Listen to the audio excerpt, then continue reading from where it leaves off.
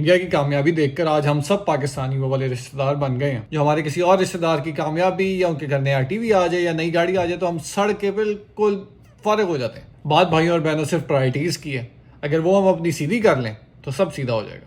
Modi U S کے state visit پہ آیا اور پاکستانی بہت غصے میں ہیں، شاید ہم جیلس ہیں، شاید واقعی ہمارا غصہ بنتا ہے۔ غصہ ہمارا امریکہ پر بھی ہے، اپنے لیڈرز پہ بھی ہے، اور انڈیا پہ تو ہمیشہ سے۔ خان صاحب نے ایک زبردست قسم کا ریاکشن دیا، انہوں نے بڑی سخت قسم کی ٹویٹ لکھی جس میں انہوں نے ملٹری اور گورنمنٹ کے اداروں کو نشانہ بنایا اور انہوں نے کہا کہ شرم کرو، تم لوگ یہ اتنے عرصے سے کیا کر رہے ہو۔ اور بلاول نے اس کا بڑا زبردست جواب دیا کہ خان صاحب آپ کے زمانے میں بھی یہی ہو رہا تھا۔ ہماری پرائرٹیز یہی ہیں کہ ہم ایک دوسرے کے اوپر بلیم پھینک کے اس بات پہ خوش ہوتے ہیں کہ آپ کے زمانے میں بھی یہی ہو رہا تھا اور ہمارے زمانے میں بھی یہی ہو رہا ہے۔ آج تک ہم نے اس کو چینج کرنے کی کوشش نہیں کی۔ انڈیا کی کامیابی کا ایک بہت بڑا راز ان کی محنت ہے۔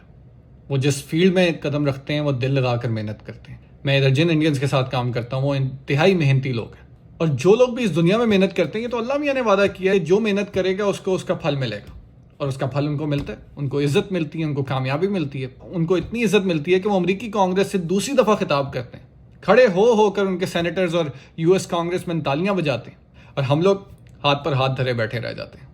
کچھ وجوہات جس کی وجہ سے انڈیا آج یہاں تک پہنچا ہے، ان میں سے ایک ان کی زبردست شاندار قسم کی ڈپلومیسی ہے۔ جس طرح سے ان کے تھنک ٹینکس ادھر یو ایس میں کام کرتے ہیں، جس طرح سے ان کی لابیز یہاں کانگریس کو لابی کرتی ہیں، پاکستان اس کے مقابلے میں بہت پیچھے ہے۔ نمبر 2 پہ جتنی بھی ٹاپ ٹیک فرمز ہیں اس وقت مارکیٹ کیپ کے لحاظ سے یو ایس میں، ان میں میجورٹی لیڈرز انڈینز ہیں۔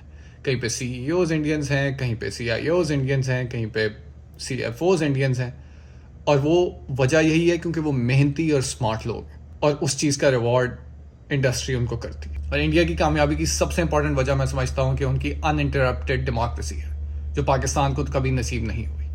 ادھر ہائیبرڈ رجیمز کام نہیں کرتی، ادھر ڈکٹیٹرشپس کام نہیں کرتی، ادھر مارشل لاز نہیں آئے، اور یہی وجہ ہے کہ آج ان کی جمہوریت اتنی اسٹرانگ ہے کہ اور ادارے اس کے اندر اپنا انفلوئنس یا اس کو انفلوئنس کرنے کا سوچ بھی نہیں سکتے۔ اب جو ہماری معیشت کے حالات ہیں اور اوور آل ہمارے جو پولیٹیکل حالات ہیں، وہ سب دیکھنے کے بعد مجھے ہمارا غصہ اور جیلسی کچھ سمجھ میں نہیں آئی، جس کی وجہ سے میں نے ایک سروے کیا جس کے آپ ریزلٹس ابھی دیکھ سکتے ہیں۔ سروے کرنے کی وجہ یہ تھی کہ میں لوگوں کی جیلسی اور غصے کی صحیح وجہ جاننا چاہ رہا تھا اور ایکسپیکٹیشنز جاننا چاہ رہا تھا کہ امریکہ سے ہماری کیا ایکسپیکٹیشنز ہیں اس اسٹیٹ وزٹ کو لے کر۔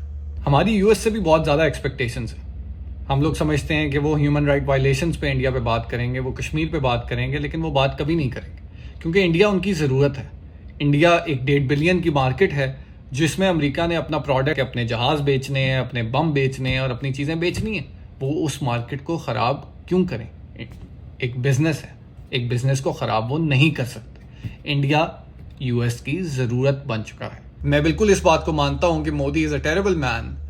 اس نے مائنورٹیز کے ساتھ جو انڈیا میں اپنی 2 ٹرمز میں پالیسیز رکھی ہیں، جو اس نے کشمیر کے ساتھ کیا ہے، جو اس نے گجرات میں 2002 میں کیا تھا، ان سب چیزوں کا رسپانسبل مودی ہے، اور اس کی اس کو سخت سے سخت سزا ملنی چاہیے، جو میرے خیال سے اس کو کبھی نہیں ملے گی۔ یہ بات بالکل بھی سرپرائزنگ نہیں ہوگی اگر وہ تیسری دفعہ بھی پرائم منسٹر اگلے سال الیکٹ ہو جاتا ہے اور گورنمنٹ بنانے میں کامیاب ہو جاتا ہے، کیونکہ اس کے لوگ اس کو پسند کرتے ہیں، وہ ایک ہمیشہ ہیلدی میجورٹی سے گورنمنٹس بناتا ہے۔ اس کی وجہ یہ ہے کہ وہ میجورٹی آف انڈینز کو پرسویڈ کرنے میں کامیاب ہو گیا ہے کہ یہ پالیسیز جو اس کی پالیسیز ہیں وہ ٹھیک ہیں، چاہے وہ اکنامک ہوں، چاہے وہ ڈیفنس میں ہوں، چاہے وہ فورن ہوں، اور وہ اس نیریٹو کو مارکیٹ کرنے میں اور بیچنے میں کامیاب ہو گیا۔ ہمارے ملک میں جشن منایا جاتا ہے جب ہمارا پرائم منسٹر کسی فورن لیڈر کو مینگوز بھیجنے کے حوالے سے انگریزی میں بات کرے اور اس کی تصویر اور ویڈیوز وائرل کی جاتی ہیں، لیکن مودی کا اسٹیٹ وزٹ کوئی تصویر یا شوبازی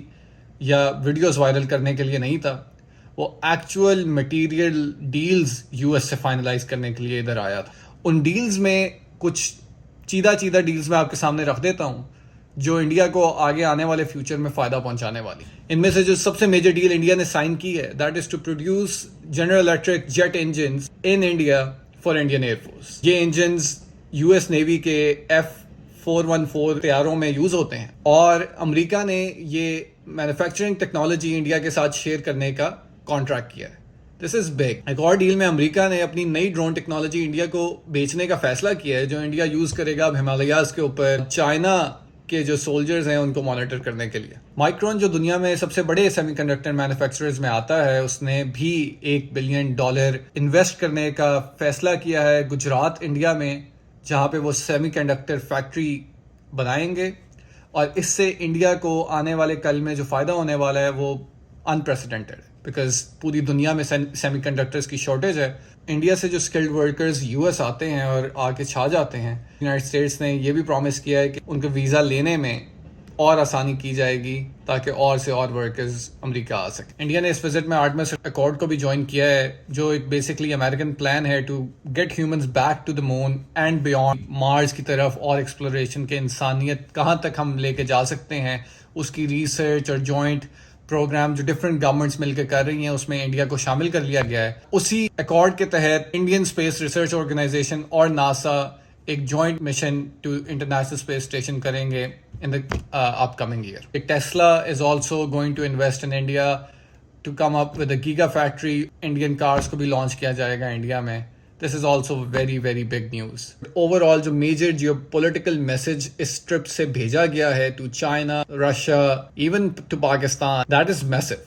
Because after this trip, US has shown its cards کہ ہم لوگ انڈیا کے ساتھ کھڑے ہیں ہر مشکل میں، اور ہم اس خطے میں انڈیا کے ایلائے ہیں اور انڈیا کا 100% ساتھ دیں گے. اور اسی کے اندر مزید نیوز یہ ہے کہ یو ایس کا یہ بھی پلان ہے کہ جو انڈیا نے رشیا کے ساتھ آرمز ڈیلز کی ہوئی ہیں یا آئل ڈیلز کی ہوئی ہیں، اس کو بھی یو ایس ریپلیس کرے آنے والے فیوچر میں، کیونکہ انڈیا اب امریکہ کی ضرورت بن چکا ہے because of China and Russia's increasing control in that part of the world. Brings me back to the point کہ ہم پاکستانی کیوں اتنے غصے میں ہیں، ہمیں کیوں اتنی جلن ہو رہی ہے؟